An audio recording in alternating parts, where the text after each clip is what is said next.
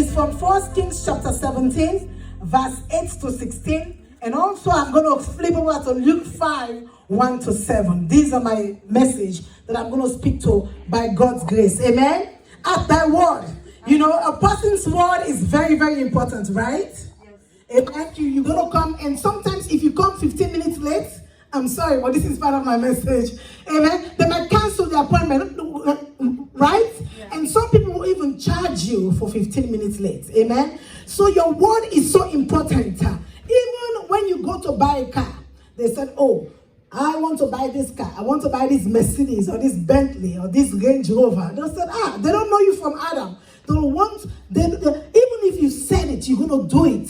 They want to check your credit. You know, your credit is your word. Amen? They're going to check your credit if what you've done before in history, you fulfilled your promise. So they will check it. That's why they check the history, my people. It's not because they want to make you feel bad. It's just because they want to get a reference. Even when you go for a job, you go for a job today, they're going to say, we really don't know you. We need a reference. Amen? A reference is somebody that will give a word on your behalf. Amen? And sometimes some jobs, they want a manager to give you a reference. They don't just want a co-worker. Like you will say, oh, please, Josephine, God give a word for me. No, they want somebody that's been a place of authority, you know, that says, oh, I know Mariama. I know Mariama very well. She's worked for me. I know when she says something, she'll do it. Then that reference goes a long way. Amen? So the word is so important. And sometimes you even have, when you go to go buy a car, they'll say, even when you have a good credit, sometimes not so good credit, they want a co-signer. Somebody with a better word than you. Amen? They want to see somebody that will co-sign. And guess what? If you don't follow through with your word, they'll come and get what? They'll come and get their car back. Amen? And sometimes these big loans and big mortgages, people sometimes will want to know that you have not just a credit, they want to know that you have insurance. Amen? This is all part of keeping to your word. They want to make sure you make good to your promises. Hallelujah. Amen. Hallelujah. Some people, their word mean nothing. Everybody is in a family. You know some family members, when they talk, you're like, Seriously. Then you know some family member, when they say this is going to happen, everybody come because they know they follow through with their word. At thy word, we have a God that follows through with his word in the name of Jesus. The Bible says in Matthew 24 verse 35, it says, heaven and earth will pass away, but the word of God will not fail. Amen? It will not pass. The word of God is powerful. God's word is faithful. Amen. The word of the Lord is so great. And this is the story in 1 Kings chapter 17. Elijah the Tishbite. Elijah the Tishbite came up with a word and says, you, Ahab. Ahab was the man that was the king of Israel. And Ahab wants to take over Israel. Do what he wants to do and worship Baal. And the Bible says the prophet came to him one day and says, you, man of God, you, Ahab, there will be no rain until I say so. My word. Amen. And the Bible said the word of the Lord came to Elijah and told him and says, Elijah, amen, and told Elijah and says, move where you are and go to the brook where I will tell you. Amen. You go to this brook and a raven will take care of you. Elijah just got up from where he was. I don't know where Elijah was, but got up and went to a brook. He went to this brook and a raven to feed Elijah, and Elijah was supposed to drink from the brook. But guess what? Do you know who is a raven? A raven is one of the most greediest birds. They don't share.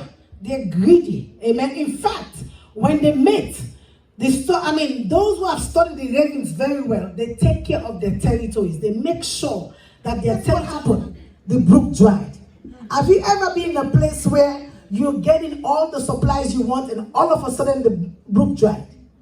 All of a sudden the brook dried and there is no way for you to come up with food. And so when that happened, when the brook dried, that is when God told Elijah, time to move. You know, as a child of God, you need to know your season to move. You need to know your season to move. You are in a job. You need to sense when it's to go and when it's to stay. Sometimes we stay in those jobs too long, and when God tells you to go, amen, you need to know the times and season. But anyway, God told Elijah to go to Zarephath, to go meet a widow. You know, I was just wondering, how does God move in that kind of way? How does God always tend to provide for his children in an odd way? A raven, the most greediest bird, is using to help Elijah. Amen. Now he's going to use a widow. A widow that has nothing. This is a famine. This is a time of famine. There was famine in the land. And the Bible says the widow was trying to gather sticks. Amen.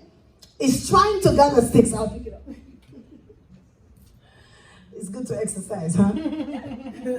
He was trying to gather sticks. And when she was trying to gather the sticks, Elijah came and says, woman. Amen. It's okay. I don't have to be on Facebook. Amen. Elijah says, woman. Amen. Please make for me a cake. The woman says, prophet, you don't understand. In this situation that I'm in, you really don't understand.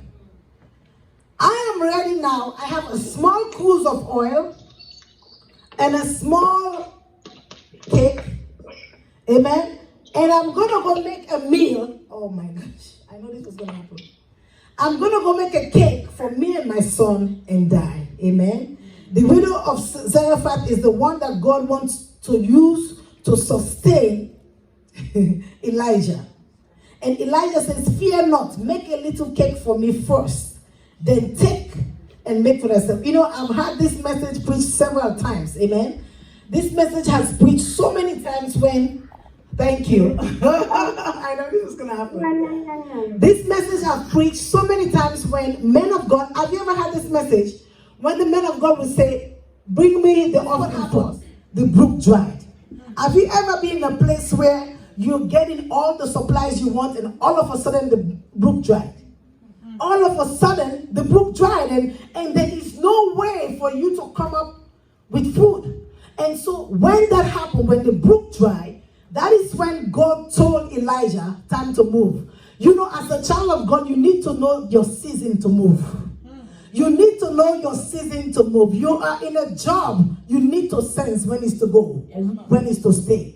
Sometimes we stay in those jobs too long, and when God tells you to go, amen, you need to know the times and season. But anyway, God told Elijah to go to Zarephath, to go meet a widow.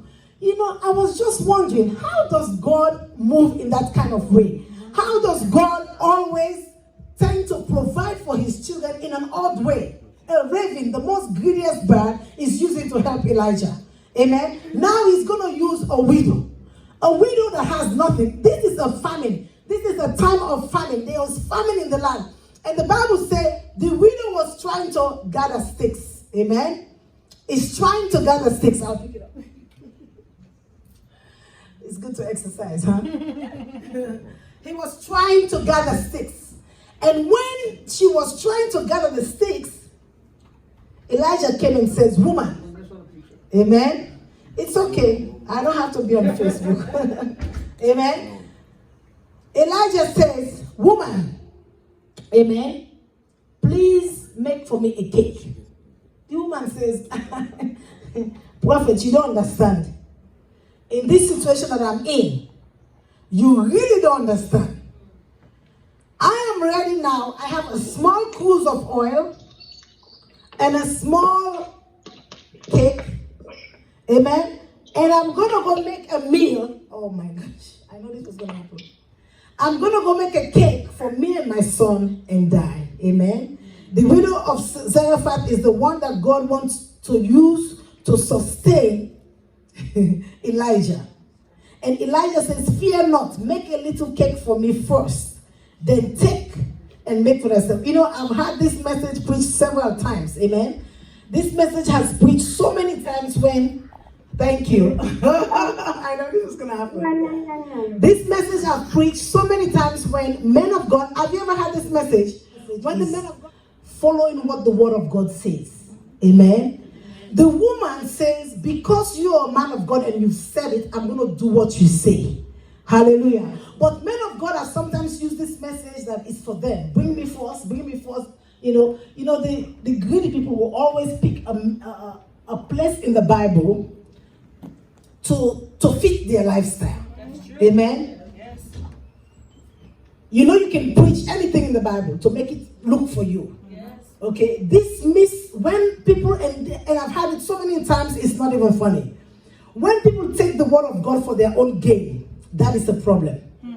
Hallelujah. If the Lord tell you to preach that, say, oh, bring me all your money first, then you go eat, then you can do that. But if God didn't tell you, you're going to use this verse to get people's money, you're in error, man of God, woman of God. Amen? The spirit of this message is the woman was in dire need of help, and she obeyed the voice of the Lord. At thy word, just because you say it. I know things are difficult, but just because you say it, you're a man of God, I believe. And even when the man of God says, it's according to the word of God. Amen? When you put God's word first, everything else comes after. The Bible says, seek ye first the kingdom of God and his righteousness, and all other things shall be added unto you. And Elijah says, fear not, make this cake and you will eat. And this is what the word of the Lord says. For thus saith the Lord God of Israel, the barrel of meal shall not waste, neither shall the cruse of oil fail, until the day the Lord send rain. Amen? Hallelujah. And the Bible says in verse 15, the woman did as Elijah said. Amen? This passage for me, it's about obedience. Oh, these gadgets. This passage for me is about obedience. Amen? Obedience to the word of God. According to the word of God, Elijah says, you do what God tells you, and the rest will come back. It's the same in seek ye first the kingdom of God and his righteousness, and all other things shall be added unto you. Hallelujah. Amen. We have to believe the God of Israel. The God of Israel is the one that was able to cross the children of Israel out from a desert place, from the Red Sea, and cross them over because they believe on the prophet Moses. They believe on the word of God. Amen? Amen. Let's look to Luke. Amen. Luke chapter 5. Hallelujah. Luke chapter 5. Verse 1. This was another story about Jesus. At thy word.